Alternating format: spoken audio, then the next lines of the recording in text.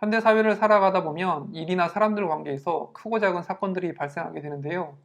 이런저런 사건들이 생기더라도 당사자 사이에서 원만하게 잘 해결이 되면 좋지만 경우에 따라서는 원치 않게 법적 분쟁으로 발전하기도 합니다. 민사 분쟁이야 그렇다 치더라도 문제는 형사사건에 휘말리게 될 경우에는 피의자 신분이 되어서 수사기관에 출석해서 조사를 받아야 되는 상황도 생기고, 이런 다양한 분쟁이 생겼을 경우에 과연 변호사를 선임을 해야 되는지, 또 선임을 한다면 그 비용은 얼마나 드는지 궁금하실 분들이 많은데요. 오늘은 이 부분에 대해서 말씀드리도록 하겠습니다.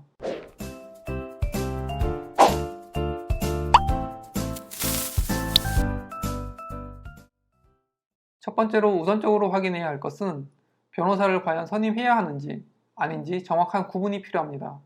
예를 들어서 민사사건인 경우에 변호사를 선임해야 되는 기준을 살펴보면 속가, 즉 내가 받아야 하거나 줘야 하는 금액의 액수가 3천만 원 이하인 경우 소액이라면 차용증이나 계약서, 기타 증거가 될 만한 증빙 자료들이 잘 갖추어져 있다면 굳이 변호사를 선임하지 않아도 소액 사건으로 소장을 접수하시면 원하는 결과를 얻을 수 있습니다. 그러나 반대로 소송을 통해 받아야 하는 금액이 3천만 원 이상으로 금액이 크거나 상대방과 법적인 다툼이 치열할 것으로 예상되면서 증거가 불충분한 경우라면 변호사의 도움이 필요할 수도 있으므로, 이럴 때는 변호사 선임을 적극 검토해야 하는데요. 형사사건인 경우에도 피해자라면 상대방을 형사 고소하면서 그에 따른 피해보상금 등을 합의금으로 받거나 따로 민사소송을 통해 받을 수도 있지만, 때로는 억울하게 혐의를 받아서 형사고소를 당하는 일이 발생하기도 합니다. 이런 경우에는 죄를 뒤집어 쓴 것도 억울한데 형사고소에 따른 사건 해결을 위해서 변호사 수임료에 대한 부담을 안고서라도 변호사의 조력을 받아야 하는지, 아니면 국선 변호사의 도움을 통해서 사건을 해결할 수 있을 것인지 등 판단이 어려운 경우가 있을 수 있는 것이죠.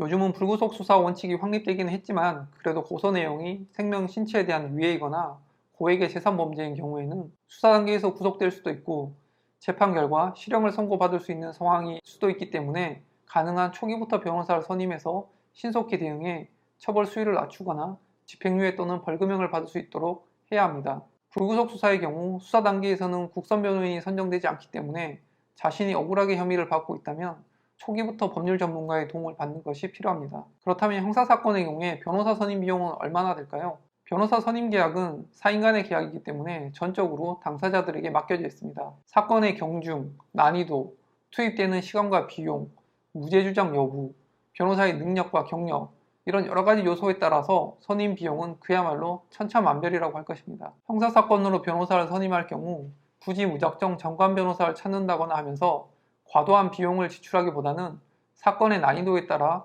적절한 경력을 갖춘 변호사를 선임하시는 것이 가장 효율적인 방법이라는 것을 아셔야겠습니다. 형사고소에 따른 변호사 선임의 기준은 사건의 발생 원인이나 규모 및 전반적인 사항 등을 종합적으로 판단해 보아야 하기 때문에 반드시 형사 전문 변호사와 1차 법률 상담 등을 통해서 결정하시는 것이 중요합니다.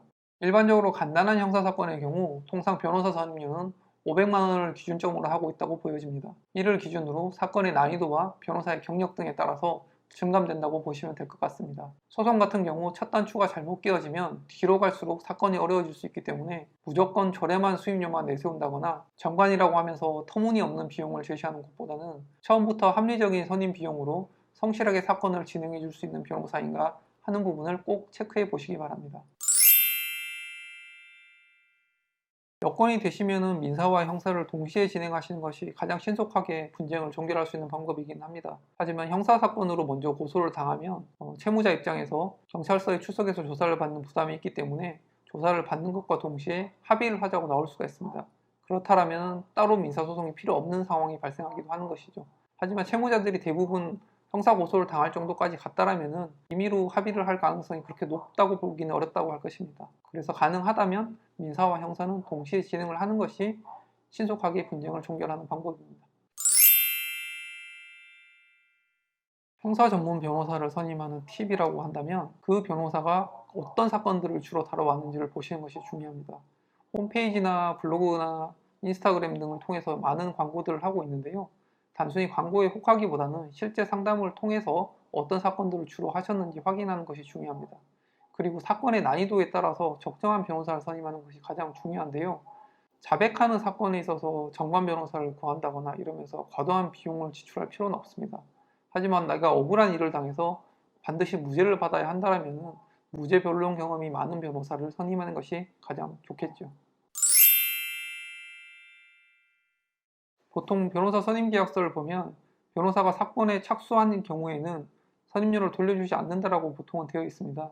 그것이 이제 표준 계약서에 그런 내용이 들어가 있는데요. 만약에 근데 사건을 착수를 하자마자 아무것도 변호사가 한 일이 없는데 합의를 통해서 사건이 종결됐다. 그런 경우라면은 변호사님과 별도의 협상이나 합의를 통해서 어느 정도 변호사 선임 비용을 환불받는 것이 적절하지 않을까 싶습니다. 오늘 영상도 도움이 되셨다면 좋아요와 구독하기 눌러주시고 궁금하신 점은 댓글을 달아주시면 답변 드리도록 하겠습니다. 감사합니다.